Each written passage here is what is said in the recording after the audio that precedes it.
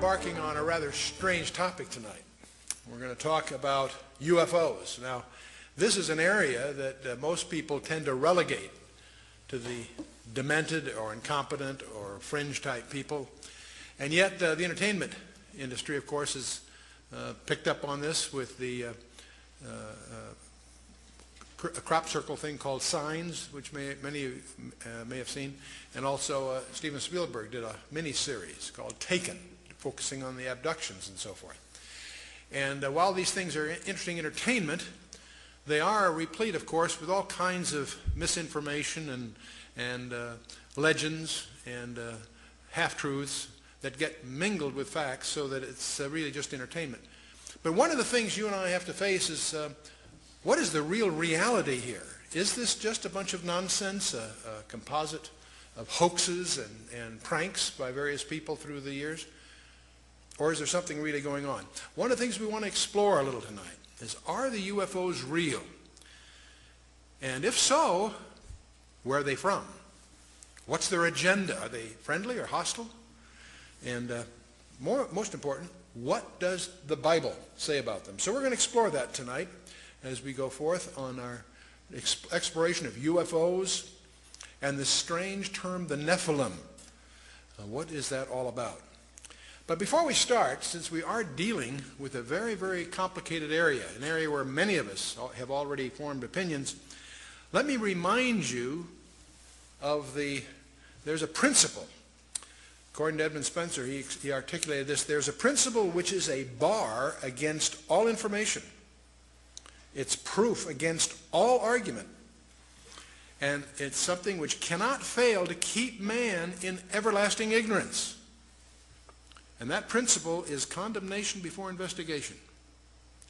So one of our challenges as we go into this very complicated topic is to set aside our prejudices and presuppositions, and let's see what we can find out. Now, the same idea is not only articulated by Edmund Spencer, but it also is in our collection of Proverbs by Solomon, who reminds us that he that answereth the matter before he heareth it, it is a folly and a shame unto him. So one of our challenges tonight is sort of set aside what we think we may have heard or what our basic prejudices are, and let's see what we can find out that might be new. Now, many of us, of course, have seen photographs, many of which are hoaxes, contrived, and so forth. There are many of these in the literature. I'm sure you've seen all kinds.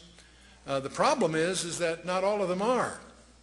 It may surprise you to learn that there are over 3,000 authenticated photographs in the classified community that are authenticated. So what's really going on here? See, the problem we have in researching this area is there is so much that's uncorroborated. There's a lot of deliberate disinformation, and certainly a lot of data which is unreliable. And the problem is, when you strip away the hoaxes and you strip away the nonsense and you set aside the uncorroborated, there still is too much to ignore that is substantiated, that involves multiple reliable witnesses, including multiple radar sightings. And radars generally don't have hallucinations. And this idea of being plotted simultaneously on multiple radars is something that should get our attention. And now, give you one example. Back on June 18th of 1997, there was a strange vehicle that appeared over Phoenix, Arizona. In fact, went over most of the state at about 30 miles an hour, which is very slow for an airborne vehicle. There were some that said they felt they could have hit it with a ball that seemed that close as it went over. And it created quite a stir. And on March 13th, there were sightings all the way from Casa Grande and Chandler all the way up through the northern part of the state, Prescott and so forth. So it wasn't just a local phenomenon, and it created quite a stir. Now, the governor of Arizona made a big mistake by treating a press conference the following morning lightly, as humor. And it didn't go over very well because people were upset because they were getting stonewalled by the government. Even though there were denials by the Air Force, they saw the fighter jets sortie after them and so on, so it created quite a stir. It wasn't picked up in the national media it was picked up, of course, substantially in the local media, that is in the state of Arizona. And one of the things that's strange about this is that it happened in March of 1997. It didn't show up until June 18th. And what's strange to me is not just the event that happened in March, but there was no word about it in the national media. But then for some reason, no obvious reason, on June 18th, it was on the front page of USA Today. That's where this picture came from. It was on NBC, CBS, CNN, all the major networks had this brief comment about what happened. What was puzzling about it didn't happen on June 18th, it happened back in March. And I haven't been able to determine what triggered the news media to make it a big event at that time. It's one thing it does demonstrate is how the news is managed, because all the networks pick it up at the same time for no ostensible reason. But as we talk about these kinds of things, sooner or later we have to focus on the Roswell incident.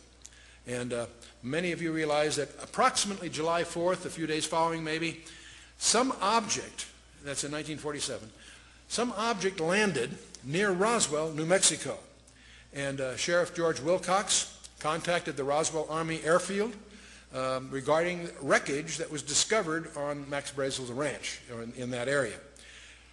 The Army seals off the area and confiscates everything that was there. And on the 8th of July, Colonel William Blanchard, who was commander of the 509th Bomb Group, that was our primary atomic bomb group in those days, he issued an official press release stating that the wreckage of a crashed disk had been recovered. Now, this press release went out early enough on July 8th to be picked up by 30 newspapers across the country. And so it is. And this is a snapshot of what it looks like.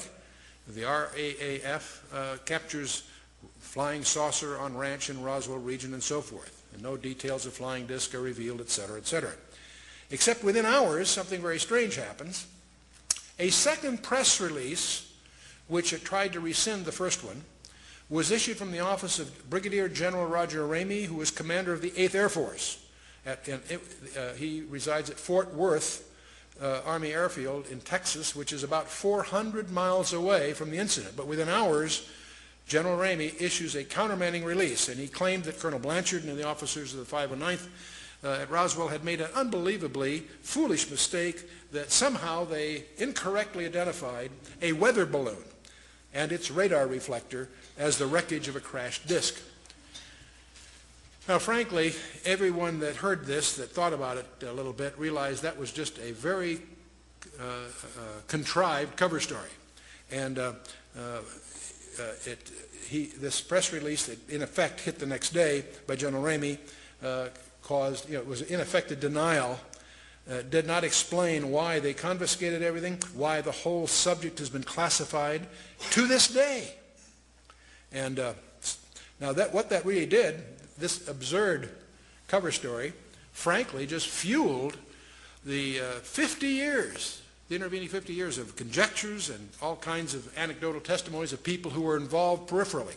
All kinds of stories have been echoing throughout this half century that's transpired since July of 1947.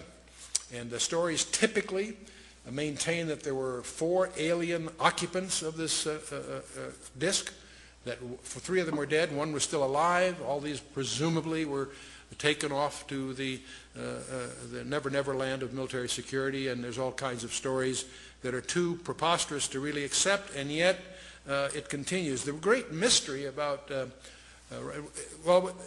when I travel, one of the most often questions I get is, what really happened at Roswell? Well, we don't really know what happened at Roswell. It's been classified, and we'll talk about that a little bit. We do know something that happened 9 months after the Roswell incident. Al Gore was born.